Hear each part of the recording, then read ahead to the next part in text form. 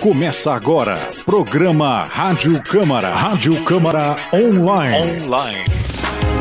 Apresentação, João de Paula e Carlos Demarque.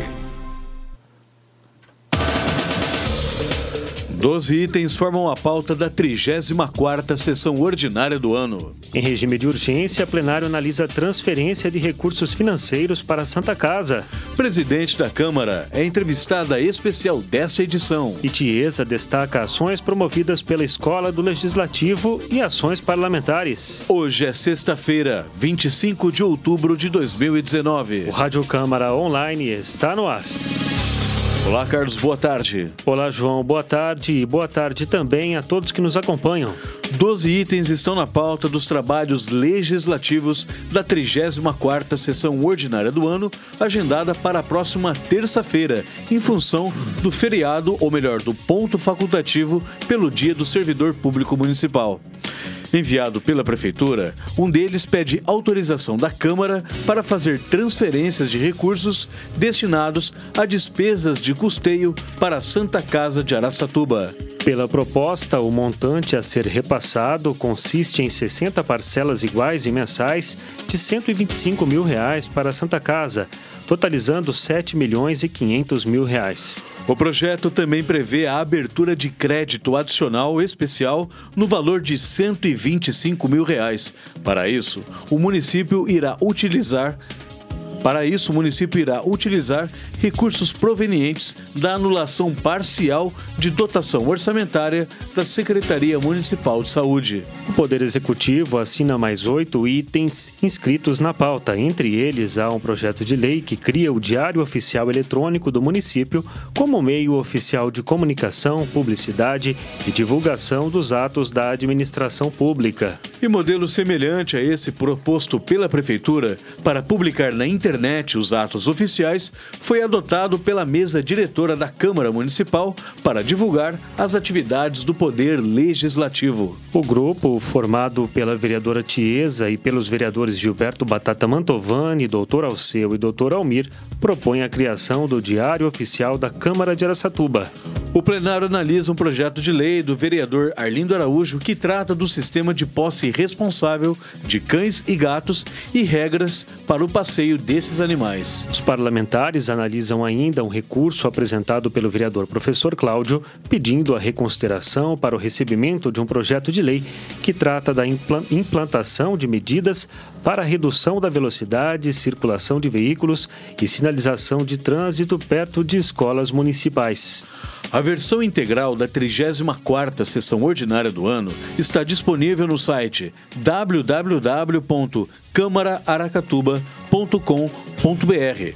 Basta clicar no link Atividade Legislativa e, em seguida, na opção Ordem do Dia. Para a fase do pequeno expediente, estão inscritos os vereadores Denilson Pichitelli, Dr. Flávio Salatino, Gilberto Batata Mantovani e Dr. Jaime. Os trabalhos da 34ª sessão ordinária do ano serão transmitidos ao vivo pela TV Câmara, no canal 6 do Sistema NET Digital, também pela TV Noroeste em sinal aberto pelo canal 19.1 e pelas redes sociais Facebook e YouTube. Os links estão disponíveis no site www.câmaraaracatuba.com.br. Rádio Câmara Online. E o Rádio Câmara Online desta edição recebe a visita da presidente da Câmara, vereadora Tiesa. Em entrevista concedida ao repórter João de Paula, Tiesa destacou as atividades promovidas pela Escola do Legislativo e também as ações parlamentares realizadas pelo seu gabinete. Vamos à entrevista. Agora, no Rádio Câmara, entrevista. E o Rádio Câmara desta edição recebe a presença da vereadora Tiesa. Seja muito bem-vinda, presidente da Câmara e vereadora Tiesa, aqui no nosso Rádio Câmara Online. Olá, João, Paiola e todos que nos assistem e nos ouvem. É um prazer estar aqui. Ok, vereadora, lembrando que a oportunidade que nós temos de entrevistá-la, a gente procura dividir a edição em duas partes para poder falar com a senhora a respeito da sua atuação parlamentar e também como gestora, também como líder da mesa diretora e presidente da Câmara sobre essa questão mais institucional. E é por ela que eu começo agora fazendo a primeira pergunta, vereadora. Com relação à Escola do Legislativo, há pouco nós terminamos o terceiro módulo da Escola do Legislativo falando sobre a organização do Estado brasileiro. O palestrante foi o vereador Dr. Jaime e contou com a presença de outros vereadores. Como foi essa interação com os estudantes do ensino médio? É uma satisfação podermos oferecer para a comunidade, inclusive, neste caso, os estudantes do ensino médio, esta formação. Nas nossas atribuições, não apenas fiscalizar nem legislar, mas nós também temos que ter a preocupação com a formação da cidadania. E a Escola do Legislativo vem com esse objetivo. Esse último módulo foi bastante interessante, porque os adolescentes, os alunos deste curso, tiveram a oportunidade de compreender direitinho o caminho até chegar à elaboração, à aprovação de uma lei. Então, foi muito interessante o bate-papo com os vereadores também. A gente esteve presente, parece que eles ficaram bastante satisfeitos, ficam bem à vontade quando já estão aqui na casa e vê um ou outro. Então, foi muito positiva essa interação. O vereador Jaime é professor universitário e os outros que têm vindo aí são gente gabaritada e nós estamos felizes com essa oportunidade de oferecer formação de bom nível para, neste caso, os adolescentes da nossa cidade. De fato, a Escola do Legislativo veio para reforçar esse compromisso, esse elo, né, entre a sociedade e também os representantes legítimos, né, que ela coloca dentro da Câmara. É incrível como as pessoas desconhecem tanto a parte física. Muita gente nunca veio aqui na Câmara. E as atribuições, e as atribuições do Poder Legislativo. Pessoas que a gente julga terem um bom nível de conhecimento, às vezes falam, tia, eu queria falar com você, que hora que você fica lá na prefeitura? Fala, não fico na prefeitura, eu fico na Câmara. Mas Câmara e prefeitura. Então, nosso país precisa, o povo brasileiro, em geral, precisa melhorar o conhecimento dos poderes, porque é aí que está a essência do direcionamento das coisas que acontecem na nossa vida. Tudo passa por aqui. Perfeitamente. Uma aula prática de história e organização do Estado. Vereadora, falando sobre um assunto muito atual, ainda muito desconhecido do grande público, e os funcionários da Câmara estão tendo um primeiro contato com relação à carta de serviços ao usuário dos serviços públicos. Como funciona de fato esse trabalho que está sendo desenvolvido aqui? Em 2017, veio uma lei federal para aplicar em 2018, que todos os órgãos que atendem o público, no caso Câmara, também Prefeitura, seriam obrigados a elaborar o seu Código de Defesa do Consumidor. É igualzinho, só que é o Código de Defesa dos usuários do serviço público. A Câmara de Araçatuba saiu na frente, foi muito bem elaborada a nossa carta, então é um conteúdo, está disponível na internet, que descreve todos os serviços prestados pelo Poder Legislativo e como o cidadão pode acessá-los. Então, é bem interessante, todos deveriam conhecer.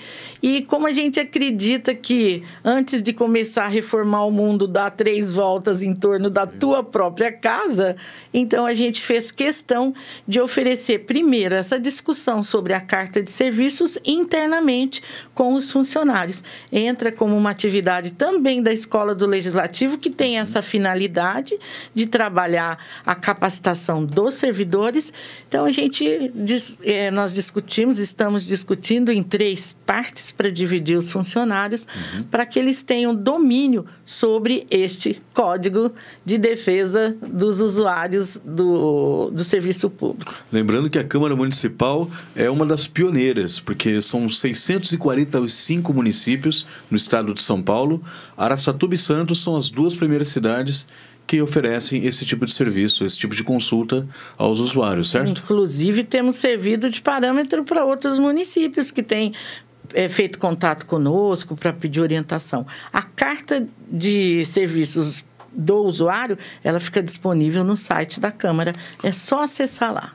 Exatamente, no www.câmaraaracatuba.com.br. Lá haverá um link especial para que você clique e saiba de fato o que é, né, esse Código de Defesa do Consumidor na versão dos usuários que utilizam os serviços públicos aqui no município de Araçatuba. Vereadora, falando um pouquinho agora sobre o seu projeto Ando pela Cidade. Ele continua, obviamente, porque ele começou ainda no seu primeiro mandato parlamentar aqui na Câmara Municipal. E nesta semana, ou a questão de alguns dias passados, a senhora teve a oportunidade de conhecer um projeto de horta comunitária no Jardim Paulista. E num terreno inóspito, né? Um terreno não tão propício, mas que se reverteu. Como a senhora viu essa questão? Não é de hoje que a gente tem um relacionamento com as mulheres daquele local, daquela vizinhança. A gente já teve um projeto anterior com elas numa outra área.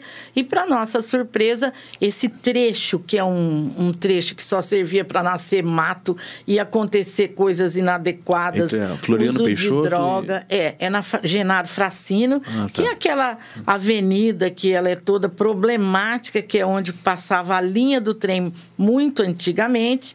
Então, nesta avenida, ela ficou picada, tem uns pedaços que tem edificação, tem uns pedaços com cara de rua, e, inclusive, o prefeito de Lador disse do projeto de organizar todo esse trecho, toda essa área, toda a extensão dessa avenida, mas especificamente nesse espaço, nesse trecho que é entre a Floriano Peixoto e a Tiradentes, ali tinha uma rua que parece que é rua. Muito problema, a vizinhança nos procurou e elas se organizaram. Foi uma surpresa para mim, que retornei lá há pouco. Elas se organizaram e começaram a plantar. E ontem nós comemos uma caponata de berinjela da horta lá. Então, tem flores, tem fruta e tem verdura lá. Elas aproveitaram aquele espaço. É claro que o dilador foi lá, a nosso pedido, é preciso um pouquinho de apoio da prefeitura para arrumar o terreno. Ainda resta algo que foi muito sujo, muito judiado. Então, é um programa super legal e a gente tem certeza que quando a comunidade arregaça as mangas, tudo pode acontecer melhor, mais rápido.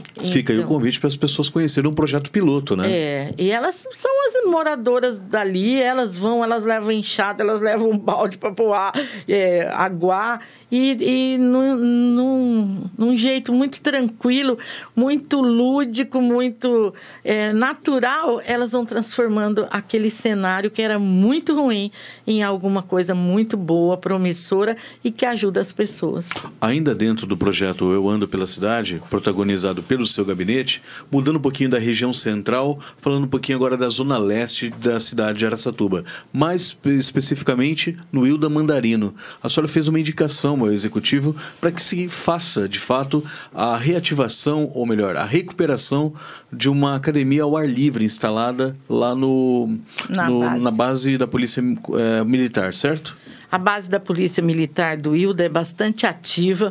Eles desenvolvem várias atividades com a população, e principalmente crianças e adolescentes. Tem uma biblioteca lá que é supervisionada pela Biblioteca Municipal, e o Rotary, um dos clubes, né, de serviço da rede Rotary, eles têm um trabalho intenso lá e recuperaram há pouco tempo um playground que tinha, e nessa reinauguração eles solicitaram alguns aparelhos para que os pais, ao levarem os filhos nas atividades e ficarem esperando, não ficam sentados só no WhatsApp.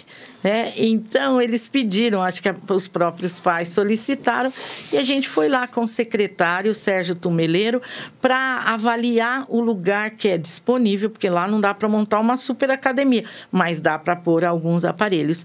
Então, logo deve vir um programa da administração aí para implantar praças de exercícios na cidade inteira, e a gente pediu a inclusão desse lugar. Perfeitamente. Presidente, o trabalho é bastante árduo, não faltam assuntos, mas com certeza, numa próxima edição, a gente vai falar sobre outras atividades realizadas pelo gabinete e também pela presidência da Câmara. E a gente fica à disposição, e muito triste quando as pessoas falam, os vereadores não fazem nada. É preciso acompanhar o trabalho que todos nós realizamos em favor da nossa cidade. Perfeitamente. Esta foi a participação da presidente da Câmara e vereadora Tiesa, aqui no Rádio Câmara Online. Rádio Câmara Online. Ponto final na edição desta sexta-feira do Rádio Câmara Online. A apresentação foi de João de Paula e Carlos Demarque. E os trabalhos técnicos de Márcio Paiola. O Rádio Câmara é uma produção da Assessoria de Comunicação e Imprensa da Câmara Municipal de Araçatuba. Obrigado pela sua audiência, uma boa tarde e em função do ponto facultativo pelo Dia do Funcionário Público, na próxima segunda-feira, o Rádio Câmara retoma as atividades na terça. Até lá com mais uma edição do Rádio Câmara Online.